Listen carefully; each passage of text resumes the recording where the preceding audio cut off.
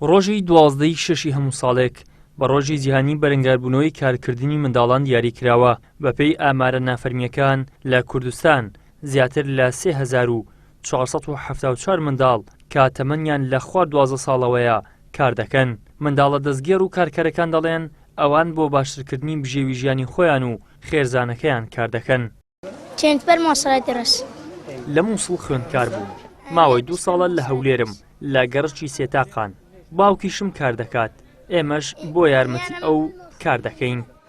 من جينا نشتغل والله وسط عاود فروشي همراج 10,000 7,000 أهرا هاوينا نيش دكم زستانانيش دسمة مكتبة لسبيني ويتا ايواري الساعات لسبين الساعات نو حتى ايواري BBC وتايجر وأوشتانه.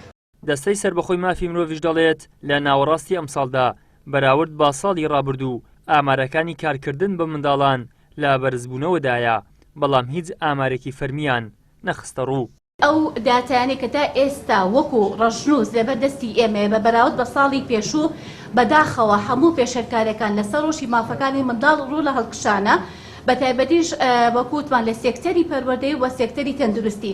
ئێمە تاوەکو ئێستا نەخۆشخانەیەکی فریاکەوتی تایبەت بە منداڵانمان لە هەرێمی کوردستان و زۆربەی ئەو کلینیک و ئەو نەخۆشخانانەی کە سەردانمان کردوون بەڕاستی پێشەرکاری لەسەر مافەکانی منداڵ هەیە و نەبوونی پێداویستی پزیشکی، نەبوونی پزیشکی تایبەتمەند زۆربەی کاتەکان کە تیمەکانی ئێمە چاودێریان کردو. بۆیە ئەوەی کە تێبینی کرا ئەم ساڵ لە نیوەی یەکەمی ئەم ساڵ بە بەراورد ساڵی پێشوو بەداخەوە پێشەرکارەکان ڕووی لە هەڵکشانە.